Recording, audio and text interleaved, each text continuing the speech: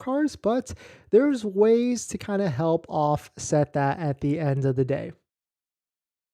But in this next topic, a little bit of a news item, but Tesla is going to be reintroducing a feature that I actually enjoyed by using it. And that feature is low regenerative braking mode. We'll talk about what that actually is. We'll talk about what that actually means. But if you're just joining in, my name is Dennis. I love talking about Tesla hacking, as I like to call it, but basically just getting the best behind Tesla at the best financing rate. So definitely hit that subscribe if you're interested. And today's video is actually sponsored by my Patreon link down below in the description, but more on that later. All right, so let us take a look at this. Shout out to Tesla North. Tesla is to reintroduce low regenerative braking mode. So if you don't know what that is, there used to be a time in which you could actually set the intensity of regenerative braking. And to back it up a little bit, if you don't know what regenerative braking is because you're waiting to buy your Tesla and you've never test driven it, Teslas drive, and all EVs kind of drive like golf carts because they're electric. When you hit on the accelerator, once you let off, the vehicle will then slow down aggressively to a stop. Other companies don't actually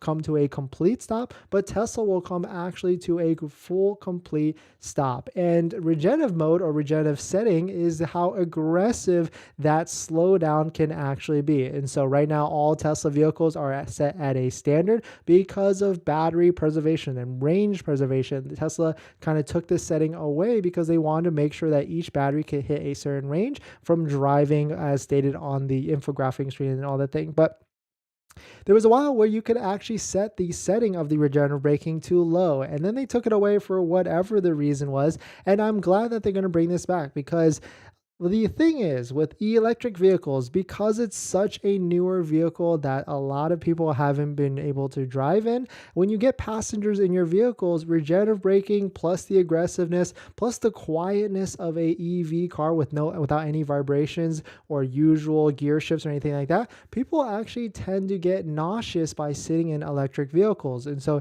getting in to set that regenerative braking to standard or even low will then help your passengers so they don't get as sick. So I don't use a low when I'm driving by myself, but when I do have passengers in, because I want to, ease that regenerative braking or the aggressiveness so they don't get sick from nauseous from driving, I will set it to low plus feather the throttle so the regenerative braking isn't as aggressive. So I'm actually glad to see this feature back. Of course, I'm not going to use it 100% of the time, but I will use it when I do have passengers so they do not get motion sickness or car sickness at the end of the day. So definitely some pretty interesting stuff. Let me know what your thoughts on it. Let me know if you would love this feature to come back or if you have used it in the past. But we're going to jump into the next topic. But before we do that, this video is sponsored by my Patreon link. Down below in the description is a Patreon link if you want to support the channel. So definitely check it out if you're interested.